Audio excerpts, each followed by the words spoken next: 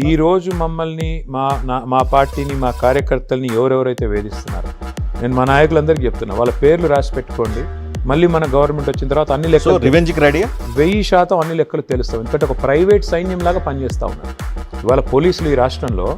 హరీష్ రావు గారిని పట్టుకొని ఒక కాంగ్రెస్ నాయకుడు పోయి ఇక్కడ నుంచి ఒక మాజీ ఎమ్మెల్యే పెట్రోల్ బోస్ తగలబెడతానన్నాడు Siddipet commissioner of police case పెట్టాలా వద్దా? ఈరోజు వరకు కేసు లేదు. అడిగారు మా వాళ్ళు, మా నాయకులపై అడిగితే ఎట్లా పెడతాం కేసు అంటారు. అదే ఒక సోషల్ మీడియాలో రేవంత్ రెడ్డి గారి పాలన విమర్శిస్తే కేసులు పెట్టే పోలీసు వాళ్ళు హరీష్ రావు మీద పెట్రోల్ బస్ తగలబెడతామంటే ఎట్లా కేసు పెట్టరండి? అది కూడా సిద్దిపేటకు పోయి ఒక ఎమ్మెల్యే మీద. మజాకు ఇది.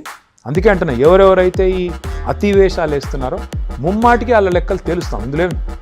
ఇందులో ఏం ఒక్క నిమిషం కూడా సంకోచం కూడా లేదు. 1000% తెలుస్తాం. సో రివెంజ్ మీరు దాన్ని ఏ పేరు పెట్టుకున్నా నాకు అనవసరం. ఎందుకంటే ఇవాళ మా కార్యకర్తల్ని నాయకుల్ని చట్టం తన చుట్టంగా మార్చుకొని ఎవరైతే కొన్ని డ్రామాలు చేస్తున్నారో వాళ్ళకు ఉద్దేశించి అంటున్నాను, అందరినీ కాదు. ఎవరైతే అతి చేస్తున్నారో, ఎవరైతే రేవంత్ రెడ్డి ప్రైవేట్ ముఠాలాగా పనిచేస్తున్నారో, ఒక దండుపాలెం బ్యాచ్ లాగా పనిచేస్తున్నారో వాళ్ళకి ముమ్మాటికి లెక్కలు సరి చేయాల్సిన బాధ్యత మా మీద ఉంది.